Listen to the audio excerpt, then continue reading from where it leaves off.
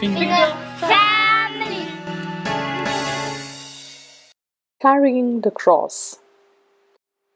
As the soldiers led Jesus out of the governor's palace, they mocked him cruelly.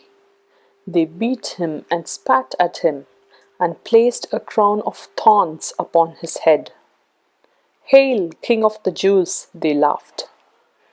The cross was brought forward, and Jesus was made to carry it on his shoulders through the streets.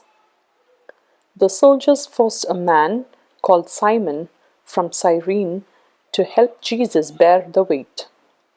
A large crowd followed Jesus, many of them weeping for him. "Do not weep for me," Jesus told them. "You should be weeping for yourselves and for your children, for there is much suffering ahead for you."